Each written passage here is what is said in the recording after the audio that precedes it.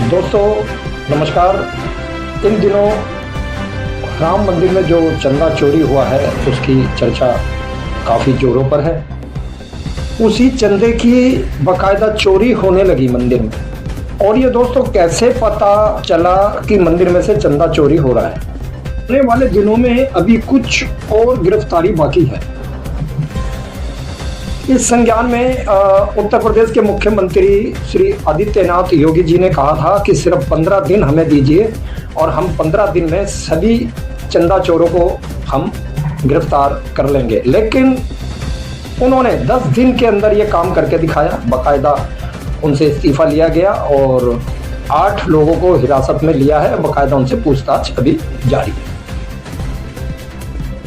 लेकिन दोस्तों बात यहाँ खत्म नहीं होती है। बात यह है कि जितने भी हमारे श्रद्धालु जो मंदिरों में जाते हैं, जो चढ़ावा चढ़ाते हैं, अपनी श्रद्धा से चढ़ाते हैं, उनकी भावनाओं पर इन्होंने ठेस पहुंचाने का काम किया है।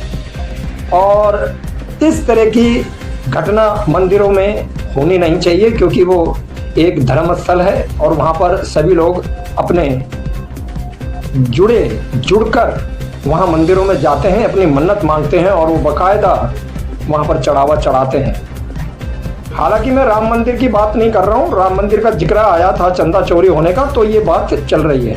अभी हमारे भारत में कई ऐसे धर्मस्थल है जहाँ पर काफ़ी चंदा आता है और मैं तो कहता हूँ, और मेरे हिसाब से वहाँ की भी जाँच होनी चाहिए। उनके ट्रस्ट को खंगाला जाना चाहिए कि यहाँ मंदिर में क्या हो रहा है।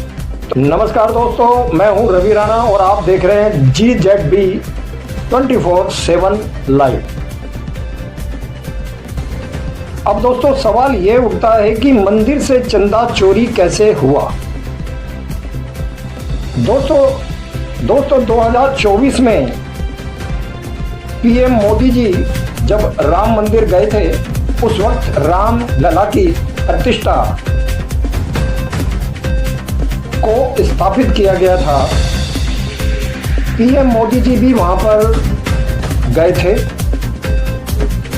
अब ये सोचिए कि किस तरह से श्रद्धालुओं की भावनाओं पर ठेस पहुंची। बाकायदा 24 के बाद लगातार चोरियां की जा रही थी और 500 की गड्डियों के बीच में अतिरिक्त रुपए डाले गए थे। और इसके बाद इन आरोपियों के घर में कैश में पैसा बरामद हुआ।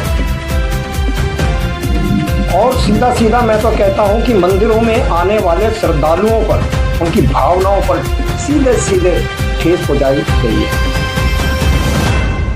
तो मैं मानता हूं कि प्रशासन से मैं गुजारिश करता हूं और इनके ऊपर सख्त से सख्त कार्रवाई हो, क्योंकि इन्होंने धार्मिक भावना और धार्मिक स्थलों को और धार्मिक लोगों की